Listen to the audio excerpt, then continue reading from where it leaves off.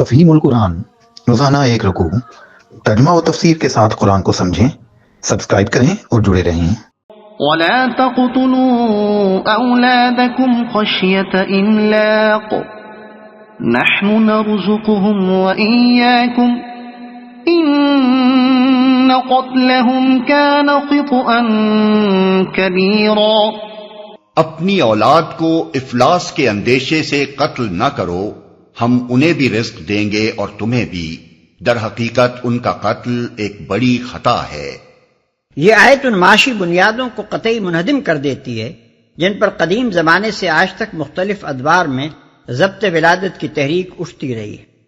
افلاس کا خوف قدیم زمانے میں قتل اطفال اور اسقاط حمل کا محرک ہوا کرتا تھا، اور آج وہ ایک تیسری تدبیر یعنی منع حمل کی طرف دنیا کو دھکیل رہا ہے۔ لیکن منشور اسلامی کی یہ دفعہ انسان کو ہدایت کرتی ہے کہ وہ کھانے والوں کو گھٹانے کی تقریبی کوشش چھوڑ کر ان تعمیری مسائل میں اپنی قوتیں اور قابلیتیں صرف کرے جن سے اللہ کے بنائے ہوئے قانون فطرت کے مطابق رزق میں افزائش ہوا کرتی ہے۔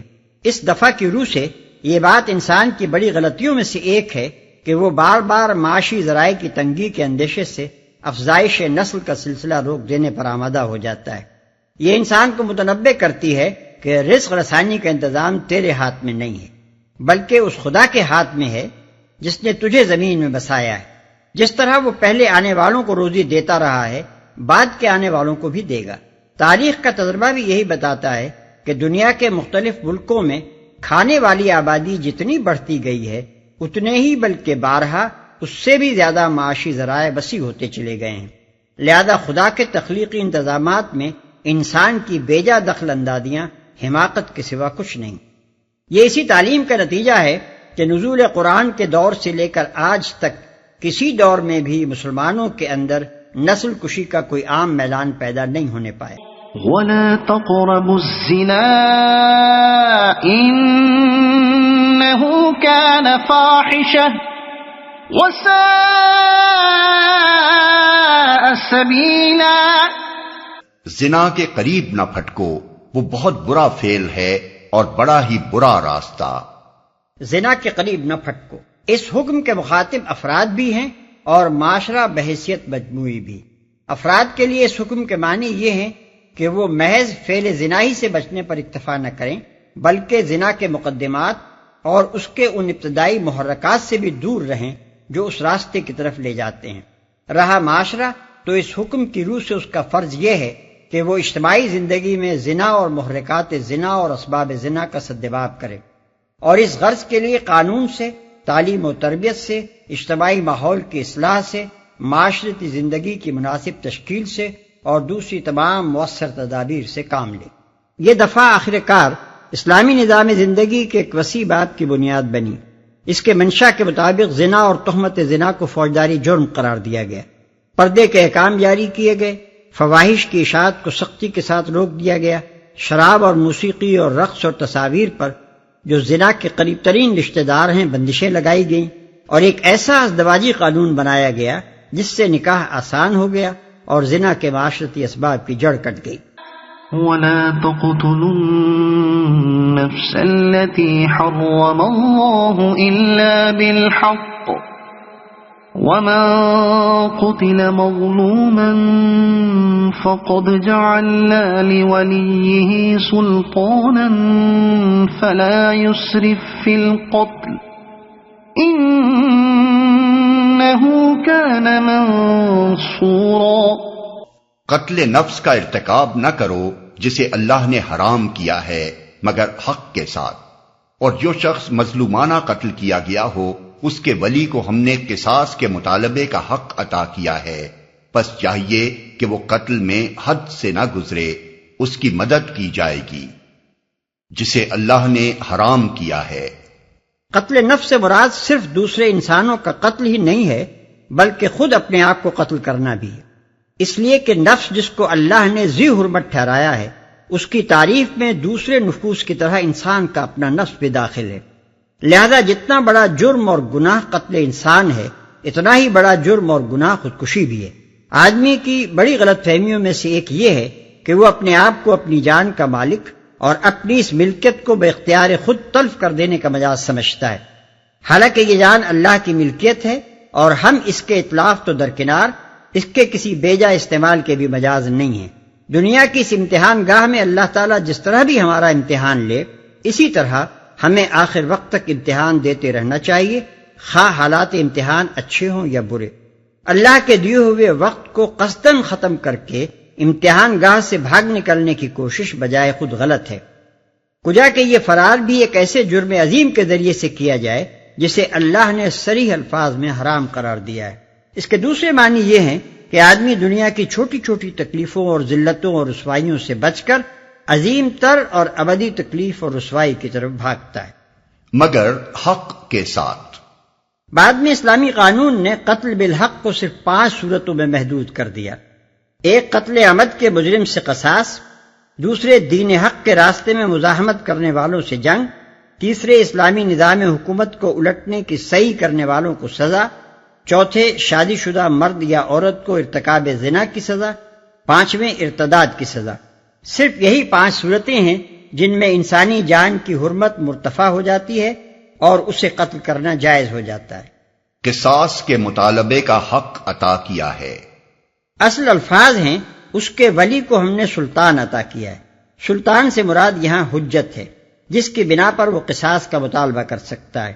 اس سے اسلامی قانون کا یہ اصول نکلتا ہے کہ قتل کے مقدمے میں اصل مدعی حکومت نہیں بلکہ اولیاء مقتول ہیں، اور وہ قاتل کو معاف کرنے اور قصاص کے بجائے خون بہا لینے پر راضی ہو سکتے ہیں۔ قتل میں حد سے نہ گزرے۔ قتل میں حد سے گزرنے کی متعدد صورتیں ہو سکتی ہیں اور وہ سب ممنوع ہیں۔ مثلا جوش انتقام میں مجرم کے علاوہ دوسروں کو قتل کرنا، یا مجرم کو عذاب دے دے کر مارنا، یا مار دینے کے بعد اس کی لاش پر غصہ نکالنا، یا خون بہا لینے کے بعد پھر اسے قتل کرنا وغیرہ۔ اس کی مدد کی جائے گی۔ کیونکہ اس وقت تک اسلامی حکومت قائم نہ ہوئی تھی، اس لیے اس بات کو نہیں کھولا گیا کہ اس کی مدد کون کرے گا۔ بعد میں جب اسلامی حکومت قائم ہو گئی تو یہ طے کر دیا گیا کہ اس کی مدد کرنا اس کے قبیلے یا اس کے حلیفوں کا کام نہیں، بلکہ اسلامی حکومت اور اس کے نظام عدالت کا کام ہے۔ کوئی شخص یا گروہ بطور خود قتل کا انتقام لینے کا مجاز نہیں ہے، بلکہ یہ منصب اسلامی حکومت کا ہے کہ حصول انصاف کے لیے اس سے مدد مانگی جائے۔ وَلَا تَقْرَبُوا مَالَ الْيَتِيمِ إِلَّا بِالَّتِي هِيَ أَحْسَنُ حَتَّى يَبْلُغَ أَشُدَّهُ وَأَوْفُوا بِالْعَهْدِ إِنَّ الْعَهْدَ كَانَ مَسْئُولًا۔ مال یتیم کے پاس نہ پھٹکو مگر احسن طریقے سے، یہاں تک کہ وہ اپنے شباب کو پہنچ جائے۔ عہد کی پابندی کرو، بے شک عہد کے بارے میں تم کو جواب دہی کرنی ہوگی، یہاں تک کہ وہ اپنے شباب کو پہنچ جائے۔ یہ بھی محض ایک اخلاقی ہدایت نہ تھی، بلکہ آگے چل کر جب اسلامی حکومت قائم ہوئی تو یتامہ کے حقوق کی حفاظت کے لیے انتظامی اور قانونی دونوں طرح کی تدابیر اختیار کی گئیں، جن کی تفصیل ہم کو حدیث اور فقہ کی کتابوں میں ملتی ہے۔ پھر اسی سے یہ وسیع اصول اخذ کیا گیا کہ اسلامی ریاست اپنے ان تمام شہریوں کے مفاد کی محافظ ہے جو اپنے مفاد کی خود حفاظت کرنے کے قابل نہ ہوں۔ نبی صلی اللہ علیہ وسلم کا ارشاد ہے کہ میں ہر اس شخص کا سرپرست ہوں جس کا کوئی سرپرست نہ ہو۔ یہ ارشاد اسی طرف اشارہ کرتا ہے اور یہ اسلامی قانون کے ایک وسیع باب کی بنیاد ہے۔ تم کو جواب دہی کرنی ہوگی۔ یہ بھی صرف انفرادی اخلاقیات کی ایک دفعہ نہ تھی، بلکہ جب اسلامی حکومت قائم ہوئی تو اسی کو پوری قوم کی داخلی اور خارجی سیاست کا سنگ بنیاد ٹھہرایا گیا۔ وَأَوْفُوا الْكَيْلَ إِذَا كِلْتُمْ وَزِنُوا بِالْقِسْطَاسِ الْمُسْتَقِيمِ ذَلِكَ خَيْرٌ وَأَحْسَنُ تَأْوِيلًا۔ پیمانے سے دو تو پورا بھر کر دو، اور تولو تو ٹھیک ترازو سے تولو، یہ اچھا طریقہ ہے اور بلحاظ انجام بھی یہی بہتر ہے۔ ٹھیک ترازو سے تولو۔ یہ ہدایت بھی صرف افراد کے باہمی معاملات تک محدود نہ رہی، بلکہ اسلامی حکومت کے قیام کے بعد یہ بات حکومت کے فرائض میں داخل کی گئی کہ وہ منڈیوں اور بازاروں میں اوزان اور پیمانوں کی نگرانی کرے اور تطفیف کو بزور بند کر دے۔ پھر اسی سے یہ وسیع اصول اخذ کیا گیا کہ تجارت اور معاشی لین دین میں ہر قسم کی بے ایمانیوں اور حق تلفیوں کا سدباب کرنا حکومت کے فرائض میں سے ہے۔ یہی بہتر ہے۔ یعنی دنیا میں بھی اور آخرت میں بھی۔ دنیا میں اس کا انجام اس لیے بہتر ہے کہ اس سے باہمی اعتماد قائم ہوتا ہے، بائع اور خریدار دونوں ایک دوسرے پر بھروسہ کرتے ہیں، اور یہ چیز انجام کار تجارت کے فروغ اور عام خوشحالی کی موجب ثابت ہوتی ہے۔ رہی آخرت تو وہاں انجام کی بھلائی کا سارا دار و مدار ہی ایمان اور خدا ترسی پر ہے۔ ولا تقف ما ليس لك به علم إن السمع والبصر والفؤاد كل أولئك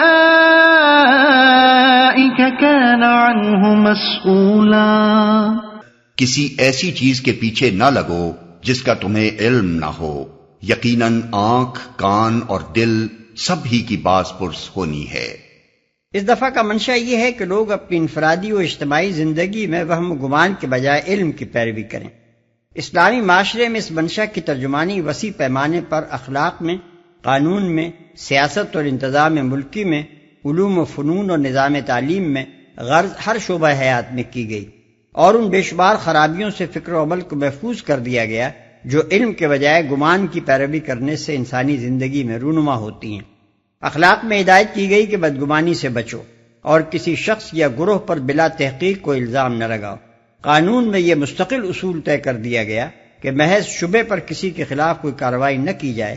تفتیش جرائم میں یہ قاعدہ مقرر کیا گیا کہ گمان پر کسی کو پکڑنا اور مار پیٹ کرنا یا حوالات میں دے دینا قطعی ناجائز ہے۔ غیر قوموں کے ساتھ برتاؤ میں یہ پالیسی متعین کر دی گئی کہ تحقیق کے بغیر کسی کے خلاف کوئی قدم نہ اٹھایا جائے اور نہ مجرد شبہات پر افواہیں پھیلائی جائیں۔ نظام تعلیم میں بھی ان نام نہاد علوم کو ناپسند کیا گیا جو محض ظن و تخمین اور لاتعال قیاسات پر مبنی ہیں، اور سب سے بڑھ کر یہ کہ عقائد میں اوہام پرستی کی جڑ کاٹ دی گئی اور ایمان لانے والوں کو یہ سکھایا گیا کہ صرف اس چیز کو مانیں جو خدا اور رسول کے دیے ہوئے علم کی روح سے ثابت ہو۔ ولا تمش في الأرض مرحا إنك لن تخرق الأرض ولن تبلغ الجبال طولا۔ زمین میں اکڑ کر نہ چلو، تم نہ زمین کو پھاڑ سکتے ہو نہ پہاڑوں کی بلندی کو پہنچ سکتے ہو۔ مطلب یہ ہے کہ جباروں اور متکبروں کی روش سے بچو۔ یہ ہدایت بھی انفرادی طرز عمل اور قومی رویے دونوں پر یکساں حاوی ہے، اور یہ اسی ہدایت کا فیض تھا کہ مدینہ طیبہ میں جو حکومت اس منشور پر قائم ہوئی، اس کے فرما رواؤں، گورنروں اور سپہ سالاروں کی زندگی میں جباری اور کبریائی کا شائبہ تک نہیں پایا جاتا تھا، حتیٰ کہ عین حالت جنگ میں بھی کبھی ان کی زبان سے فخر و غرور کی کوئی بات نہ نکلی۔ ان کی نشست و برخاست، چال ڈھال، لباس، مکان، سواری اور عام برتاؤ میں انکسار و تواضع بلکہ فقیری و درویشی کی شان پائی جاتی تھی، اور جب وہ فاتح کی حیثیت سے کسی شہر میں داخل ہوتے تھے اس وقت بھی اکڑ اور تبختر سے کبھی اپنا رعب بٹھانے کی کوشش نہ کرتے تھے۔